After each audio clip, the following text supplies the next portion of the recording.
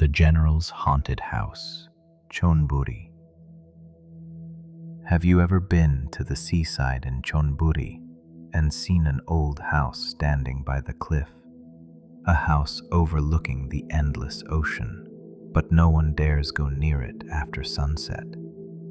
They say it was once a vacation home by the sea, a place that should have been filled with laughter from a military family, but instead, it became a silent tomb, sealed away for decades. Tonight, let me tell you the true story of the General's Haunted House in Chonburi, a house no one can live in for long, where the scent of burning incense still rises every year on the night they died. Back in 1985, there stood a seaside villa in one district of Chonburi, not far from a popular beach. It was built by Major General Watthana, a pseudonym, a highly respected retired officer at the time. The house was a large, two-story white villa, a blend of Thai and European design, with a basement dug 2 meters below ground level. It was said that the general had built that basement to store imported wine and collectibles. The family of Major General Watthana had 4 members. Major General Watthana, aged 63. Lady Dara, his wife. Their son Phanu, 28, a banker in Bangkok. Their daughter Ploysai, 23, who had just graduated from university. The house was luxurious for its time. A swimming pool, a garden of frangipani trees, and a small spirit shrine by the front gate. At first, everything seemed peaceful, until one long holiday in April 1986. The family arrived for their usual stay, and then they vanished. No one ever saw them again. Relatives from Bangkok tried calling. No one answered. Eventually, they reported it to the police. When officers arrived, the house was locked from the inside. No signs of forced entry. No barking dogs. No bloodstains. Everything inside looked frozen in time. Plates of food still on the dining table. A glass of wine with lipstick marks. Clothes hanging on the line as if waiting to dry. After hours of searching, police found the entrance to the basement, sealed tight. When they broke it open, a foul stench spilled out, so strong that officers almost vomited. Inside were 4 decomposed bodies, stuffed into wooden crates and oil drums. Each had been shot in the head at close range. The discovery shocked the nation, but the story disappeared almost as quickly as it surfaced. Police floated several theories: a robbery gone wrong, a crime of passion, or an inside job, a cover-up from someone in uniform. But what was strangest of all, no record of the case existed in military archives or official gazettes. It was as if someone had erased the event from history. Locals were warned not to speak of it again. The house was sealed off, and time buried the story, but not the house. A decade later, fishermen who lived near the beach started whispering again. They said that, on some nights, incense smoke could be seen rising from the house. At midnight, they sometimes heard a woman laughing softly, followed by a man shouting, "Ploysai." Thrill-seekers began sneaking in. Some swore they saw a man in a military uniform staring out from the upstairs window.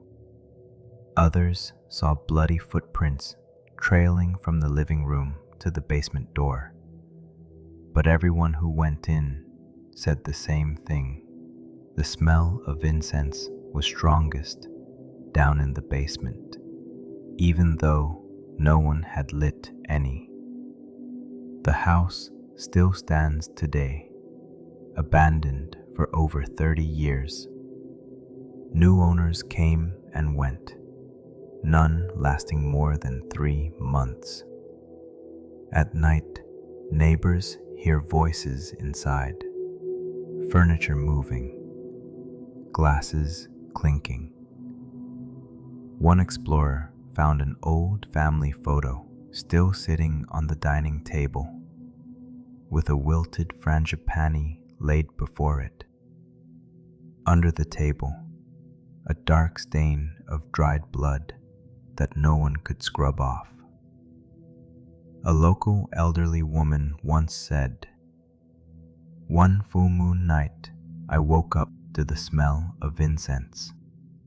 I walked toward the fence and saw a man in a military uniform standing before the shrine, hands clasped in prayer.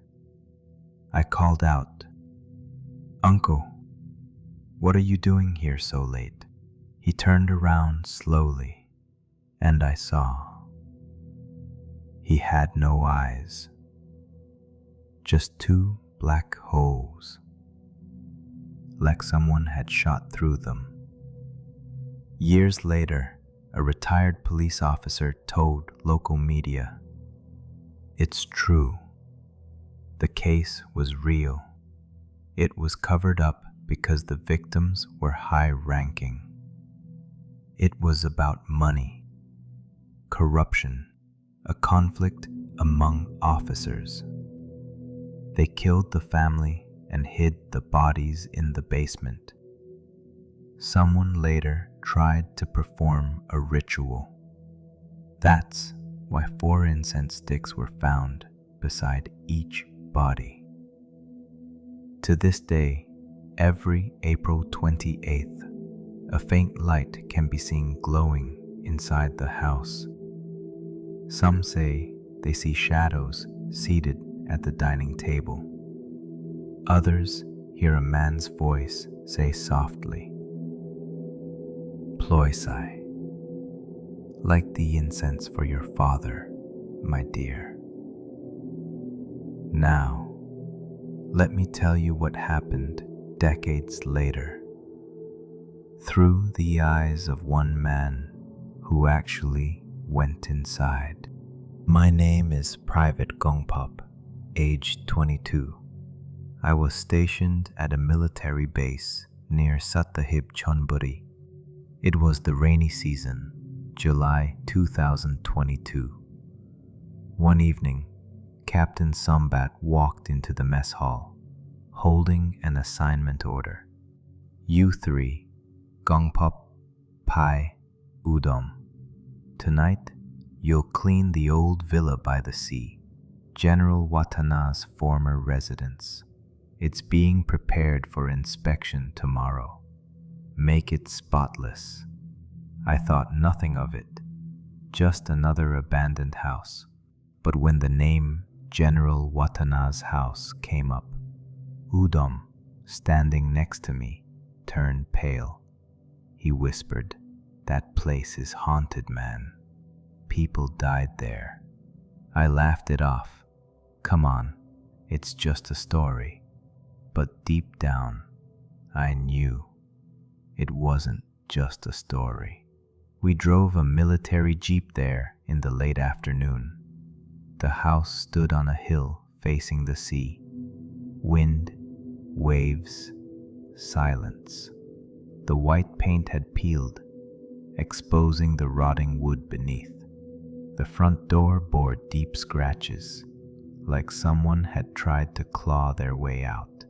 The old wooden sign still read, "General W. Residence." We started cleaning right away. I swept the living room. Pai wiped the windows. Udom trimmed the overgrown lawn. But from the moment I stepped inside, I felt eyes on me. A presence, watching. Every time I passed the staircase mirror, I thought I saw movement, a flicker of someone standing behind me. By dusk, I tried to turn on the lights. Nothing worked. Only the sound of the sea and the whispering wind. Udam went to fetch a flashlight from the jeep. Then I smelled it. Incense. Faint but unmistakable. Pai, you smell that? Yeah. Who the hell's burning incense in here? The scent led us toward the old wooden door, the one leading to the basement. My pulse quickened.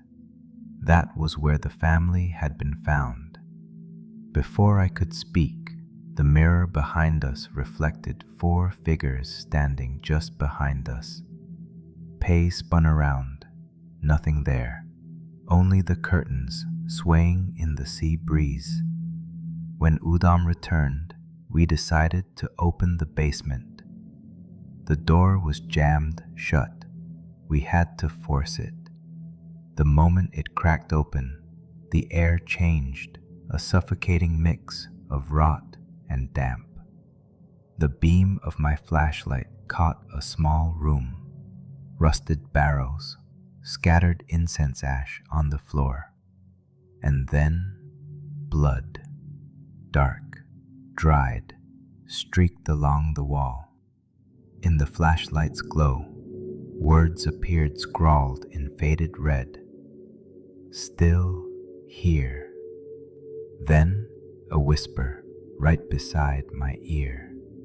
Don't disturb us. I spun around. Nothing. The flashlight flickered out. Total darkness.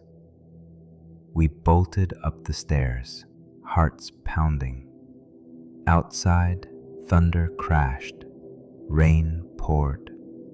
We called for Udam. No answer. Pei, you see him? He said he was getting the tools from outside. We ran out into the rain. At the pool, I froze. A figure was standing in the middle of the water, wearing a soaked military uniform, head bowed, and around him, 4 others, faint, shadowy silhouettes. I shouted, Udam, what are you doing? Lightning flashed, and they vanished. When we ran closer, the pool was empty. Only a pair of military boots sat neatly by the edge. Next to them, 3 incense sticks, still smoldering. That night, we returned to base, terrified. Udam was gone. By morning, search teams went out. They found his body in the pool, kneeling, as if saluting someone unseen. Ashes of incense stuck to his wet uniform. The official report called it accidental drowning, but I knew better. 3 days later, I woke in the barracks to that same smell. Incense. A voice whispered, Kongphop, help us. At the foot of my bed stood Udam, dripping wet, eyes empty, face blurred. I screamed. When I blinked, he was gone. Only a trail of wet footprints remained, leading to my bed. I begged to be reassigned. Captain Sombat only said, don't talk about that house again. Let it be. 2 months passed. Then came April 28th, the anniversary of the murders. Reports came in that night. Villagers saw lights inside the sealed house. The captain ordered me and Pai to check. We didn't want to go, but orders were orders. Through the rain, we saw light glowing through the upstairs window. Inside, the house was clean, furnished, as if lived in. On the dining table, 4 plates of steaming rice, and at the head of the table sat an old man in a military uniform. He spoke softly. "Come in, soldiers." We froze. Then he turned, his face soaked in blood, a bullet hole through his forehead. Beside him, a woman and 2 young adults smiled faintly, their skin pale, their eyes glassy. The Watthana family. The lights went out. Waves crashed violently outside. I ran. The last thing I heard was the old man's voice. "Don't disturb our home again." It's been almost a year now. I've been transferred to another province. But every April 28th, I still dream of incense smoke and the sound of the sea. The army has since declared the villa off limits. It's fenced, abandoned, forbidden ground. Yet locals still whisper. On some nights, they see 3 young soldiers patrolling around the house. One of them always soaking wet. Sometimes orders come from above, but sometimes they come from those who never left. The general's house, where incense still burns every night, as if the family is still there, waiting, watching, perhaps for someone they want to thank, or someone they want to take with them. So, do you believe in ghosts? If not, maybe you should visit Chonburi and see for yourself. The white seaside house still stands there, waiting for its next owner.